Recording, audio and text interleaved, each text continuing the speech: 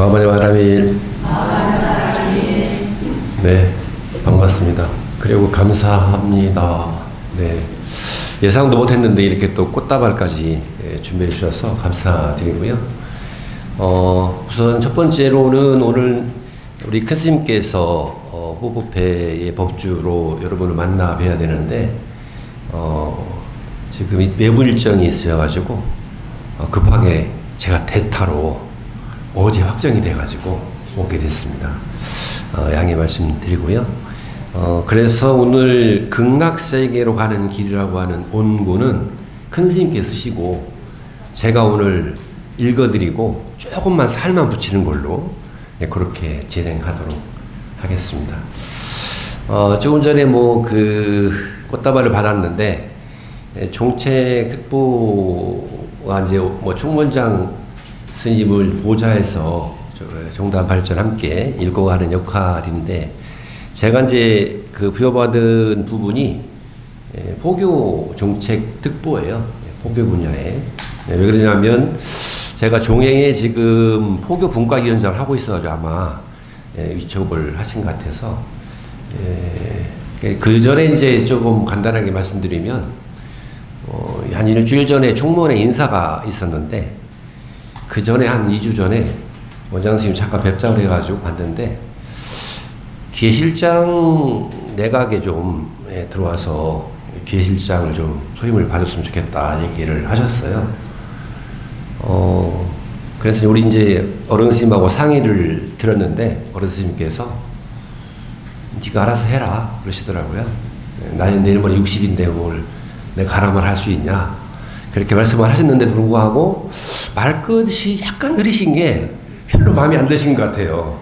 제가 또 눈치가 빨라서 그래서 제가 복지관도 맡고 있고 해서 제가 복지관에 간 지가 6개월 됐습니다. 그래서 너무 빨리 자리를 비우면 좋은 자리 놓고 도망갔다 이렇게 소문날 것 같아서 원장 선생님한테 양해를 구하고 고사를 했습니다. 그랬더니 원장 스님이 아마 정책 특보로 좀 해달라 해서 2번 거절하면은 암만 해도 미운털이 박힐 것 같아가지고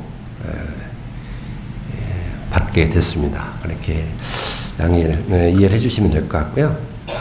정책 특보는 한 달에 한 번씩 회의를 하는데 종단의 대소사를 같이 논의하고 결정하는 그런 회의 체계입니다. 자, 우선 여기까지 말씀을 드리고 날씨가 오늘 아침에 유난히 선선해졌죠? 하루아침에 조석지변이에요. 그러니까 이제 그 무더위도 아마도 내일 모레가 백중이다 보니까 날씨가 좀 선선해질 건데 아마도 이제 한두 달 뒤면은 언제 더웠냐는 듯이 아마 옷이 한 겹, 두 겹 아마 두꺼워질 겁니다. 그렇게 또 한 해가 마무리가 되는데 이번 주 토요일 날 이제 백중 기도 회향이 있죠.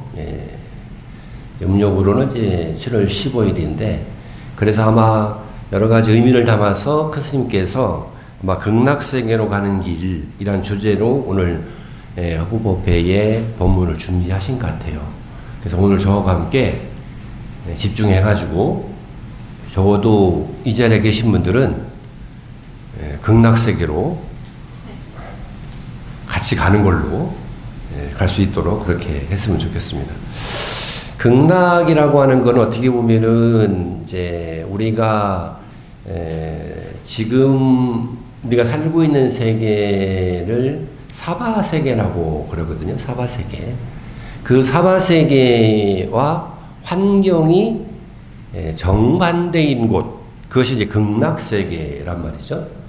그래서 보통은 이제 극락세계의 반대가 우리가 일반적으로 할 때는 지옥으로 알거든요.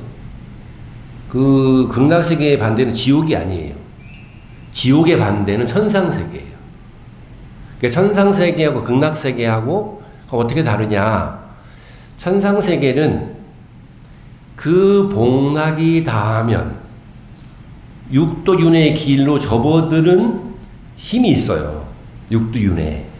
그래서 그 복락이 닿으면 인간계를 가기도 하고 더 나아가는 인간으로 태어나기도 하고 축생으로 태어나기도 하고 아기로 태어나기도 하고 지옥으로 태어나기도 한단 말이에요. 근데 극락세계라고 하는 곳은 한번 들어가면 그 다음부터는 부처의 세계로 가는 거예요. 그냥 부처의 세계로 가기 바로 전이다 라고 이해하시면 됩니다. 극락세계는. 그러니까 우리는 이제 이렇게 도량을 거닐다가 보면은 바람에 나뭇잎이 흔들리잖아요. 근데 우리는 그냥 아무 소리 안 들려요. 이 사바세계는. 아무 느낌이 없죠. 근데 극락세계에는 바람이 싹 불어 나뭇잎이 싹 흔들리면서 사성제를 설해요. 내 귀로 사성제가 들려요. 내 마음으로 팔정도가 느껴지는 거예요. 그러니까 이 얘기는 뭐냐면 극락세계는 일상이 수행인 거예요. 일상이 신행인 거예요.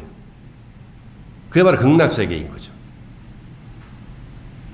그래서 이제 이 사바세계하고는 정반대인 건데 사바세계를 또 이해할 필요가 있겠죠? 뭐 잘 아시겠지만 사바세계는 한자로 표현하면은 가민세계라고 번역합니다. 가민. 감자는 참, 인내하다, 참다, 감내하다 할 때 감자예요. 그리고 이는 참다, 참고 참아야 되는 세계. 그게 가민세계란 말이에요. 그래서 사바세계는 참지 않으면 그 무언가가 이루어지지 않는 세계예요. 지금까지 쭉 사시면서 느꼈지만 어느 한 순간 참지 않고 이루어진 것이 있나요? 없어요. 자식을 양육할 때도 보면은 참지 않고는 양육이 안 돼.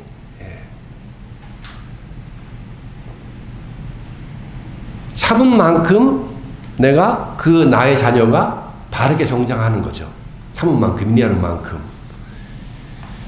그리고 이제 한 계절이 지나서 이제 결실의 계절이 오잖아요. 결실의 계절. 열매가 맺는 계절이 오는데 그 열매가 맺기 전에 이 산화대지에 많은 열매들이 이 여름의 땡볕을 이겨내지 못했다면 좋은 과실로 결과를 맺지 못하는 것처럼 이 사바세계는 그냥 다 참아야 돼요. 순간순간 참아야 돼요. 그래야 이루어지는 거죠.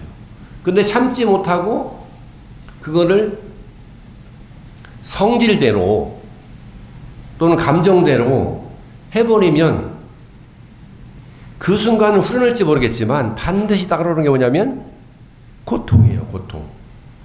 후회죠. 후회. 아, 그때 내가 좀 참았어야 되는데. 아, 그때 내가 왜 그랬지? 라는 후회. 그러니까 인내하지 못하면 후회가 되는 거예요. 그래서 우리가 이제 참고 참아야 되는 그러한 일인데 특히 이제 출가한 수행자들이 제일 먼저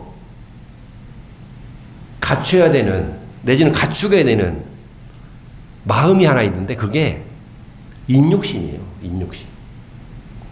그래서 이제 우리 보통 스님들이 입는 이 법복을 인욕이라고 해요. 참고 견디는 옷이다.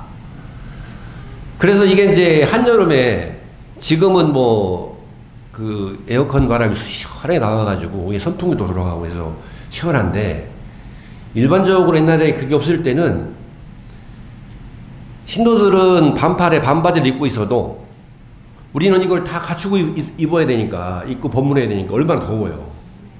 그래도 벗지 못하는 거죠. 왜냐하면 참고 견뎌야 되니까 그게 우리의 본분이기 때문에 수행의 본분이기 때문에 그런 거죠.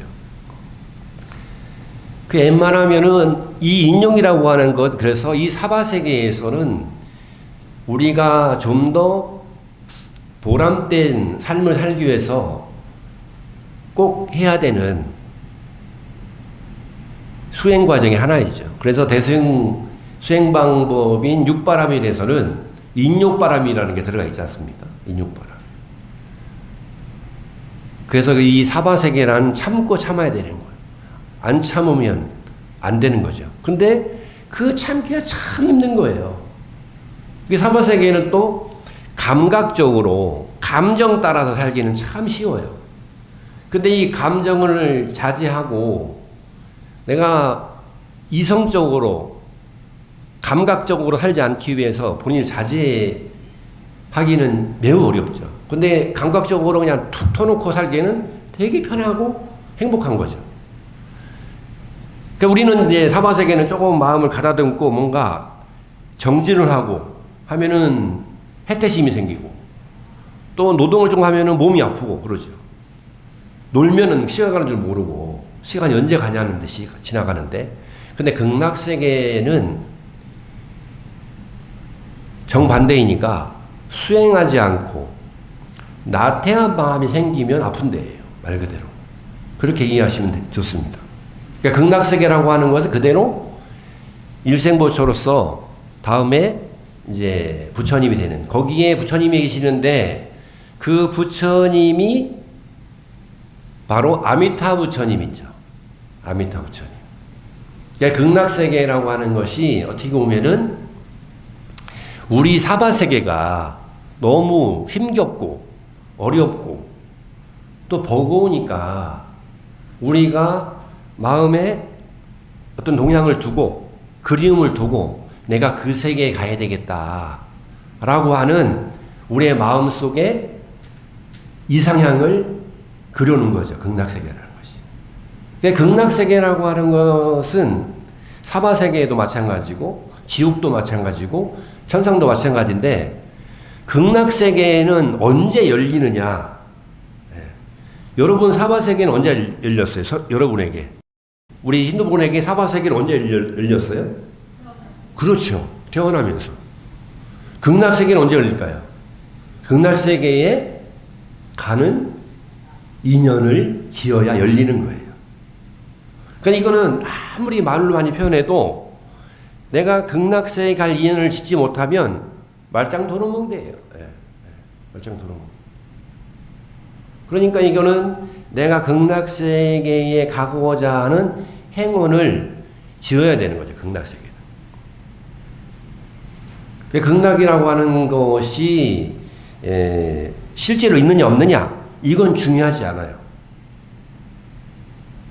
실제로 있다. 실제로 없다. 이거 중요한 게 아니라 내가 극락세계로 갈 인연을 행업을 현재 행하고 있느냐. 이게 중요하단 말이죠.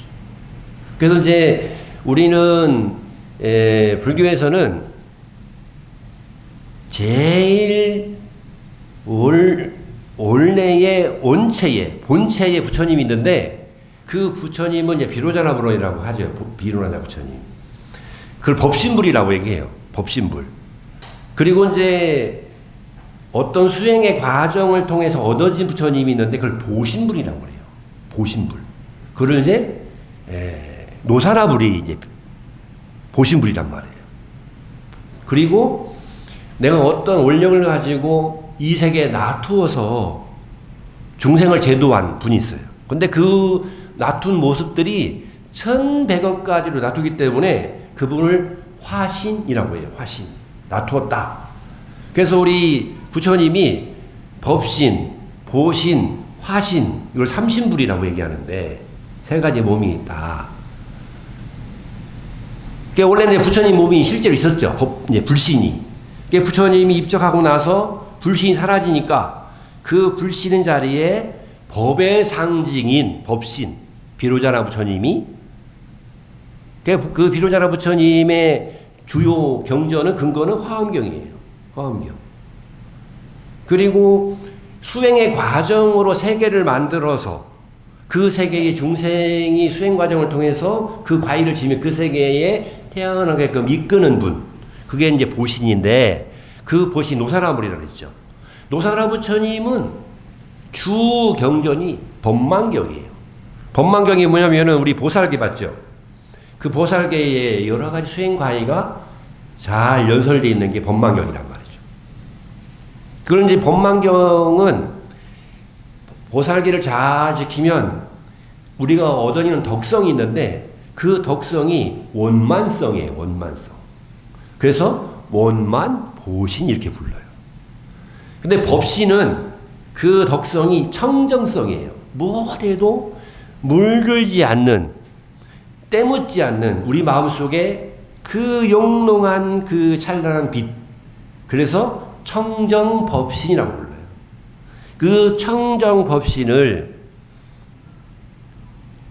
다른 말로 강원도 큰 스님께서는 뭐라 했느냐, 무량공덕생명이라고 말씀하신 거예요. 그러니까 제가 법회 때 무량공덕생명 많이 얘기하잖아요. 내 안에 무량공덕생명을 깨워내야 된다. 그게 청정법신을 말하는 겁니다. 그리고 이제 화신을 말 그대로 천백억구로 놔두니까, 천백화신. 왜 이 말씀을 드리느냐 그러면, 극락세계의 아미타 부처님이나 또 미륵세계, 용화세계의 미륵불이나 이런 분들은 수행을 통해서 그 세계를 여신 분들이에요. 예를 들어 아미타 부처님 같은 경우에는 법장비구라고 하는 그 수행승이 48대원을 실천함으로써 열려진 세계, 그게 극락세계예요. 그러니까 그 세계는 모든 중생이 모든 그 괴로움을 여의고 즐거움의 세계로 이끌기 위해서 아미타 부처님이 되신 거죠. 그리고 뭐 우리가 아는 미륵 부처님도 미륵세계, 용화세계인데, 거기는 용화세계예요. 이름이 용화세계인데, 그 뭐 아미타 부처님 극락세계나 용화세계인 미륵불이 유행하는 시절이 있어요. 시절로 쭉 이제 교리 변찬서적인 측면을 쭉 보면 미륵 신앙이나 아미타 부처님이, 아미타 사상이 아주 유행하는 시절이 있는데, 그때는 언제냐? 국난이 있거나 국민이 힘들거나 이럴 때에 이 신앙이 아주 유행하게 됩니다. 그러니까 이제 미륵 신앙은 미륵불이잖아요. 미륵불. 그러니까 미륵불은 어디서 많이 있어요? 미륵불은 이 내천이나 아니면은 논두렁이나 아니면은 시골에 가면은 밭 한 군데 미륵불이 있는 데가 많아요. 발견되면. 왜 그러냐면 옛날 어른들이 얼마나 상상력이 풍부하냐면, 미륵 부처님이 법당에 모신 게 아니라 들녘에 있는 돌을 모셔다가 다 조각을 해가지고 그 이름 없는 돌을 잘 쪼아서 부처님을 만들어가 들녘에 세우는 거예요. 그리고 미륵불이 탄생한 거죠. 그리고 힘들고 어려운 이 민초들이 농사일을 하면서도 허리가 아파가지고 밤에다가도 허리 빌려 한번 이렇게 고개를 들면은 그 논밭에 서 있는 미륵불이 보이는 거예요. 그러면 어떻게 돼요? 마음에 힘들고 어려운 것들이 다 위로받는 거예요. 왜냐하면 그 미륵불이 정말 우리 서민들의 얼굴로 미소를 이렇게 은근한 미소를 띠고 있거든요. 그래서 마음의 치유가 되는 거죠. 내가 힘들고 어렵고 여러 가지 가정사적으로도 그렇고 어려운데, 그래서 그냥 푸념을 하면서 일을 하다가도 그 들녘에 서 있는 미륵불을 보면서 희망을 갖고 삶의 새로운 에너지를 얻었던 거였던 거죠. 미륵불이라는 게. 그래서 미륵 부처님은 들녘에 많아요. 들녘에. 근데 그 미륵 부처님도 이제 사상을 조금 소개하면, 아미타 부처님이 마찬가지인데, 미륵 부처님은 두 가지가 있어요. 뭐가 있냐면, 우리가 열심히 수행해서 용화세계로 가는, 상생하는, 우리가 이제 그쪽으로 가는 그런 경전이 있고, 미륵 상생경이라는 게 있고, 또 우리가 살고 있는 데를 미륵 부처님의 가르침을 잘 실천해가지고 하고 있으면 미륵 부처님 우리한테 와요. 그걸 하생이라고 그래요. 그러니까 미륵 상생경도 있고 미륵 하생경도 있어요. 그런 것처럼 아미타 부처님의 말씀을 펴놓은 경전이 큰 부류 세 가지가 있는데, 그거를 정토 삼부경이라고 얘기해요. 정토 삼부경. 거기에 이제 우리가 가장 많이 읽혀지는, 우리가 이제 어디 시달림을 간다든가 아니면 죄를 지낼 때 가장 많이 읽혀지는 경전이 아미타경이죠. 아미타경. 그래서 옛날 어른들이 경전을 비슷비슷한 그 주제를 가지고 묶어놓은, 그게 이제 뭐 예를 들면 아미타 부처님에 대한 걸 묶어놨다 그러면 그거를 정토 삼부경. 법화 사상을 묶어놨다 그러면 법화 삼부경. 그러니까 지장 보살님을 중심으로 경전을 묶어놨다 그러면 지장 삼부경 이런 식으로 해가지고 이렇게 부록으로 묶어놓은 경전이 있는데 정토도 마찬가지다. 이게 정토라고 하는 게 극락세계를 말한단 말이죠. 그 사바세계는 뭐라 할까요? 예토라고 그래요. 예토. 깨끗하지 않은 그런 세계다. 예토예요. 정토는 깨끗한 세계, 맑은 세계이고. 그래서 이제 극락세계라고 하는 것이 조금 이제 딱딱한 얘기 있으니까 좀 재미난 얘기를 하면 극락세계와 우리 사바세계 더 나아가서는 지옥세계가 어떻게 큰 차이가 있을까? 거기에 머무는 사람들에게 극락세계와 사바세계에 똑같이 생긴 사람들에게 똑같이 긴 숟가락을 하나씩 주어져 있대요. 밥을 먹으려고 긴 숟가락. 앞에는 진송찬이 이렇게 놓여져 있고. 그러니까 극락세계하고 사바세계하고 어떻게 다르냐면 사바세계 사람들은 긴 숟가락으로 음식을 저쪽에 있는 만난 음식을 떠가지고 자기 입에다 넣으려고 이렇게 애를 쓰는 거예요. 근데 숟가락이 길어가지고 입에 안 들어와. 오다가 다 떨어지는 거예요. 오다가. 입으로 오다가 이 음식이 다 떨어져요.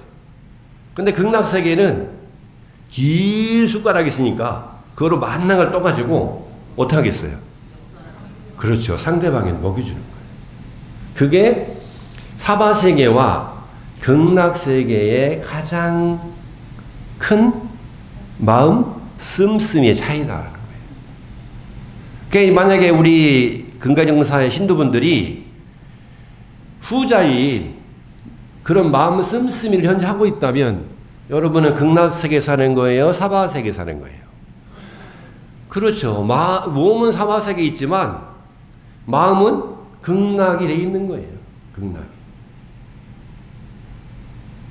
근데 극락세계에 살면서 전자처럼 마음을 쓰면 그 자리에 있을 수 없겠지만 얼마나 마음이 괴롭겠어요. 그죠?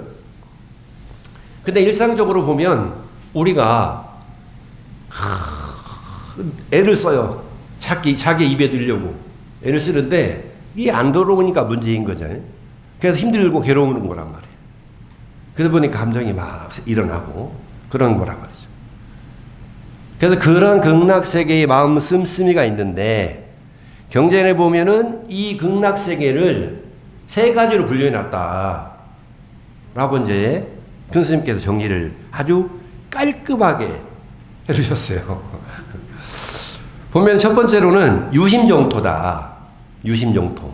유심이라는 게 오직 마음이 정토다. 그 다음에는 차방정토. 차방정토는 여기가 2차짜리니까 2차라는 한자니까 지금 이곳이 우리가 있는 곳이 극락이다 라고 하는 뜻이고, 세 번째로는 타방정토.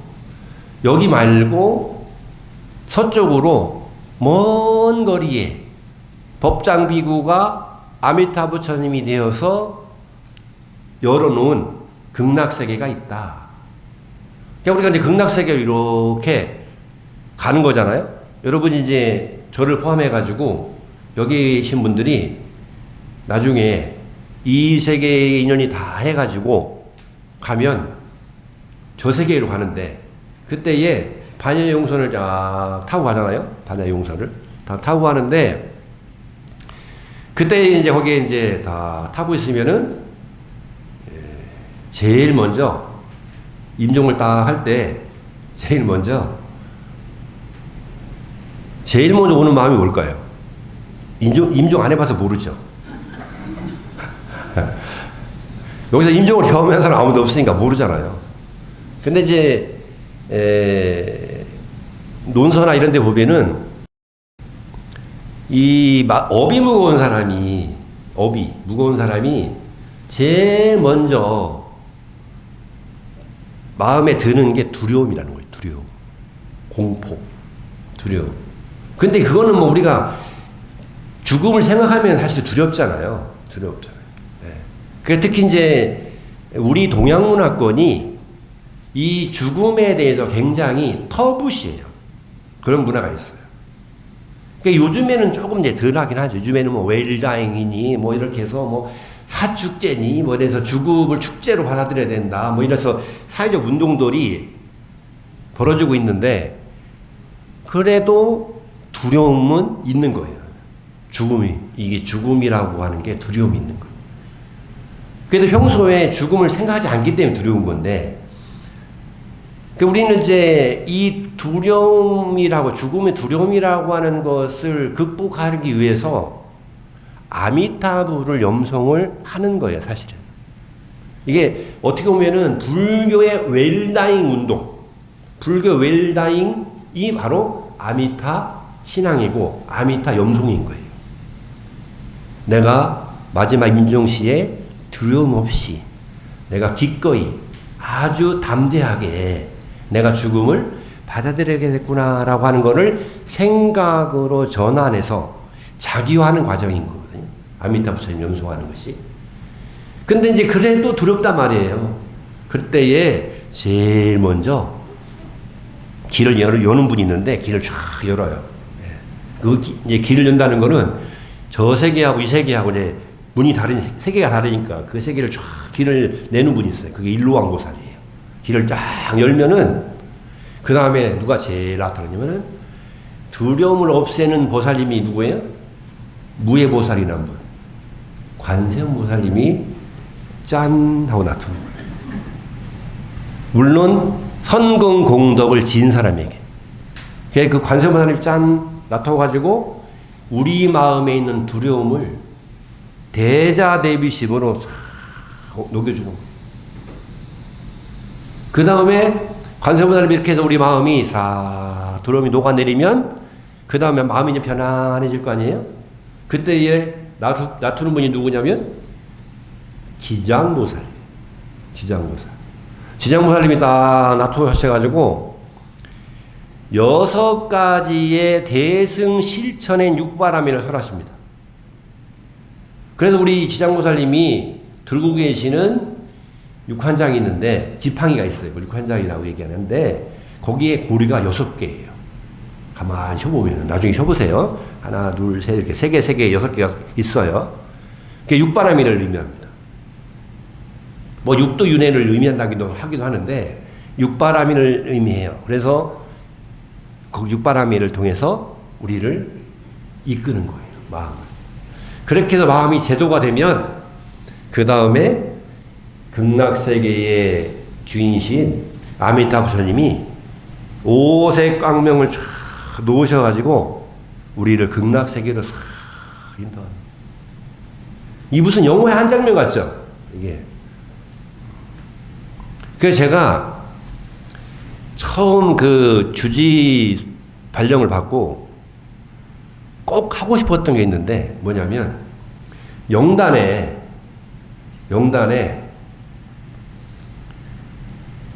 49절 지낼 때 저기다가 크게 스크린 하나 해가지고 마지막 나무현배탑을 남모 서방조도 극락세계 뭐 36만 5천 뭐 하잖아요. 쭉 뒤에 이제 후렴구 하잖아요. 그때 화면에 영가님을 관세음보살과 지장보살님과 아미타부처님이 오색광명을 놓아가지고 싹 인도하는 걸 화면에 띄워가지고 진짜 극락세계로 가는 것처럼. 그리고 거기다가 그 연예인들 나오면 무대에 왜 이렇게 안개처럼 쫙 뭐 나오잖아요. 그걸 뭐라 그래요? 그 스모그? 비슷한 거 있잖아요. 그걸 쫙 이렇게 연출해가지고 그거를 꼭 해보고 싶었어요. 해보고 싶었는데 해보고 싶었다는 게 못했다는 얘기잖아요. 비용이 어마어마하게 많이 들어가지고 못했는데 제가 일본에 어느 사찰에 가니까 그걸 하더라고요. 일본 선진 사찰 견학을 갔는데 그런 연출을 해요. 영단에다가. 그래서 이제 그 정도까지 아닌데 그분의 살아생전에 그 모습들을 스크린에 이렇게 띄워가지고 마지막에 추모 영상처럼 편집해가지고 보여주더라고요. 그러니까 요즘에도 이제 영상이 워낙 발달해가지고 요즘 어른 스님들 이제 뭐 연결식이나 아니면 이제 49제 때 보면 본문들을 틀어주잖아요. 예. 그리고 그래서 이제 신도분들도 잘 참고 있다가 그 영상 보면 그냥 울컥하잖아요. 예, 그게 추모인데 그렇게 이제 극락세계로 쭉 인도하는 거예요. 관세음보살님, 그리고 지장보살님, 그리고 아비타부스 쭉 우리를 인도하는 거예요. 그게 이제 저 멀리 있는 서방종토 극락세계로 가는 거죠.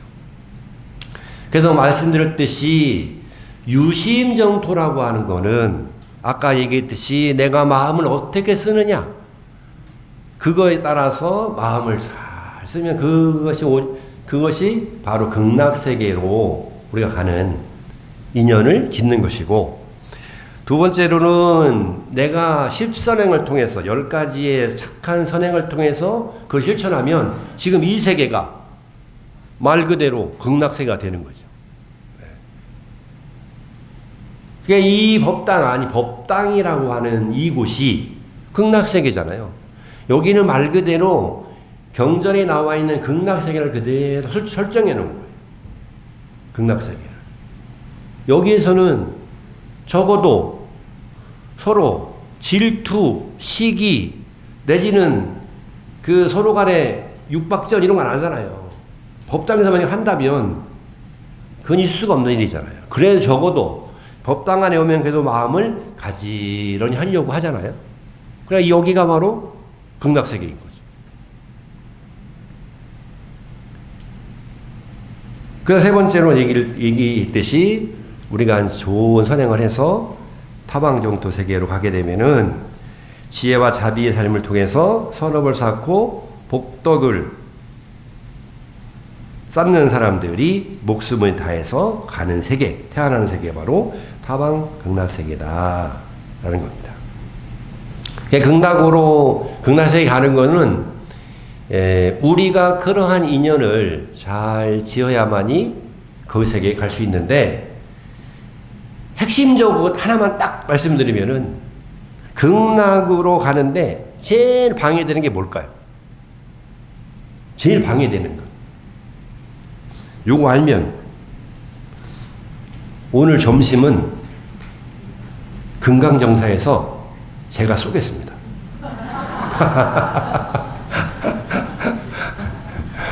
네. 참 제가 실없는 얘기 잘해요. 그죠? 네. 극락세계는 가장 큰 장애는 감정이에요. 감정.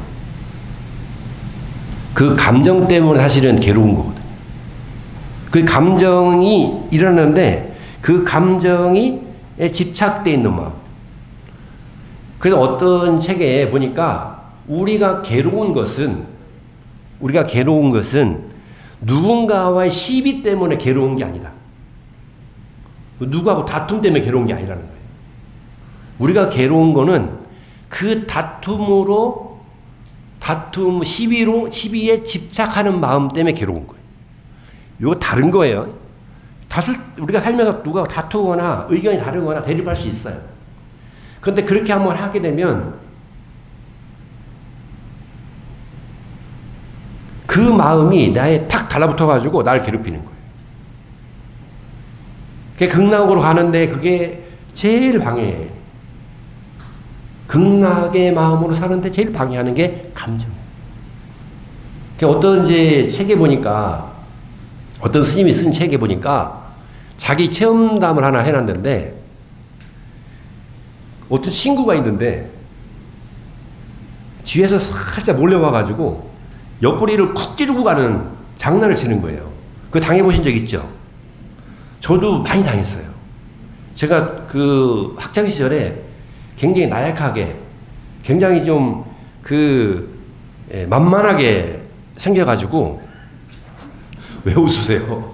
진짜예요. 제가 굉장히 만만하게, 아이들에게 그냥 뭐 쉬운 말로 법상에서 얘기하기 그렇지만, 그냥 아이들 다 전부 아이들에게 그냥 다 밥이었어요, 밥. 네.